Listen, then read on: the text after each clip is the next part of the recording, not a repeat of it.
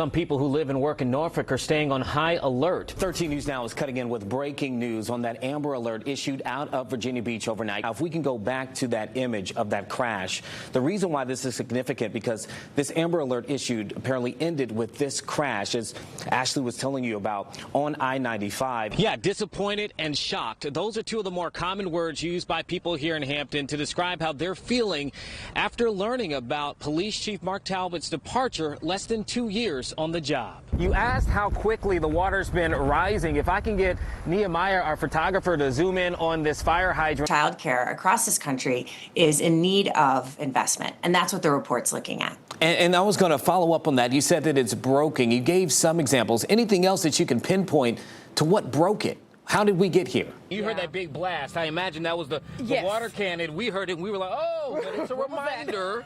It's a reminder of where we are at the moment. See outside. We got Jemiah Beatty, who is live. Ooh, child, you are wet. Jemiah, where are you? Do this one time with me. Where the fans at? I'm gonna work on that during the break. Earlier, Marta, you said, how can you be an honorary Atlanta native? Well, how about this? I forgot that our rail system in the city is the Marta rail system. You can still see the tire marks left from where William says Brown tried to take off, leaving debris on the house. She said the deputy shot into the car and the vehicle ended up crashing in this tree across the street. Some form of video home surveillance is an option to deter or at least make criminals think twice before trying to steal your car. But let's be honest, some are going to try to do it anyway. Every morning, bright and early, Elisha Barnes gets up to do what he loves. I get to play in the dirt. A lot of people call it work, but I'm not working. Based in Southampton County, Barnes is a fourth-generation peanut farmer who likes to do things the old-fashioned way. Everybody still has to eat.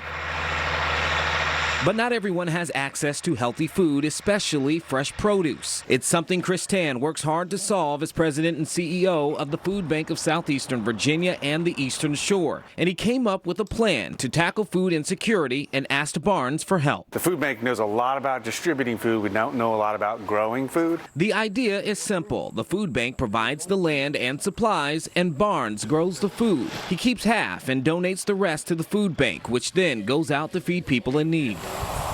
Tan says he wanted to support a black farmer, a group that's dwindled across the country over the last century. It's really about taking the needs of an African-American farmer, helping him keep his business going, but also allowing his skills to benefit those in the community.